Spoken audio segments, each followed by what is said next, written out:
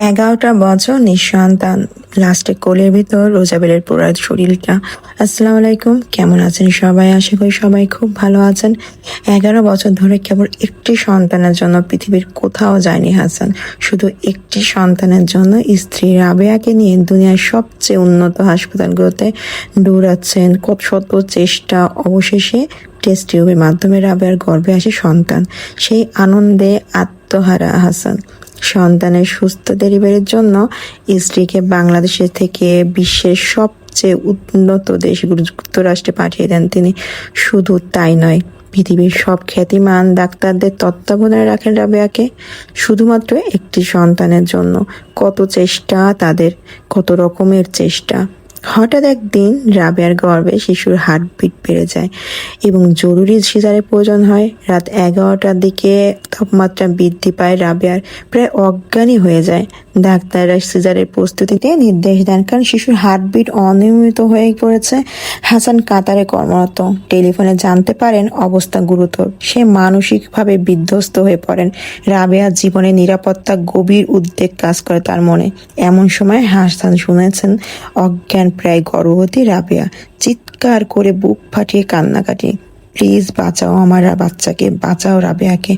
অবশেষে 11 বছরের অপেক্ষার অবসান ঘটে তাদের। হাসান আর রাবেয়া দেখতে পান এক নবজাতক কন্যার মুখ। নাম রাখে রোজাবেল। তো ভাগ্যের লিখন কয়জন বা বদলাতে পারে বলেন? পৃথিবীর সকল হাসপাতাল জয় করে জন্ম নেওয়া রোজাবেল হার মারল মাত্র মাইলস্টোন কলেজের কাছে। তখন কিন্তু খুব মনোযোগ দিয়ে ক্লাস করছিল, আর ক্লাস চলছিল মেহেরিন ম্যামের।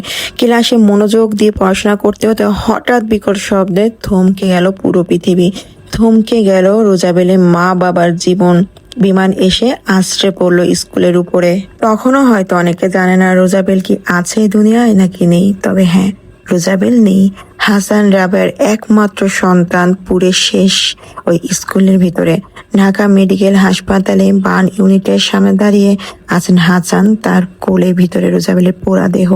ভাবেন এই বাপ মার কথা একবার, যারা এত কষ্ট করে একটা সন্তান দুনিয়া নিয়ে আসলো, এত পরিশ্রম, এত কান্না, এত আল্লাহকে ডেকে তারা একটা সন্তান পেল, তাও আবার টেস্ট টিউবের মাধ্যমে। কিন্তু কি হলো? ভাগ্যের কাছে বাবা মার ভালোবাসাও যেন কিচ্ছু না। সব ব্যথা তারা বুকে চেপে কিভাবে বাঁচবে দুনিয়াতে, কিভাবে থাকবে। কেউ একজন এই পুরো গল্পটা খুব সুন্দরভাবে লিখে আজকে সবাইকে দেখার সুযোগ করে দিল। তাই ভাবলাম আপনাদের সাথেও আমি শেয়ার করি, কারণ দেখে আমার ভিতরটা এতটাই খারাপ লাগলো যে না জানি ওই পুরার ভিতরে কত মায়ের কত আত্মকাহিনী, কতটা কষ্ট, কতটা স্বপ্ন পুড়ে ছারখার হয়ে গেল ওই মাইলস্টোন স্কুলের ভিতরে। আল্লাহ সবাইকে জান্নাতে নসিব করুক। সবাই ভালো থাকবেন, সুস্থ থাকবেন। আল্লাহ হাফেজ।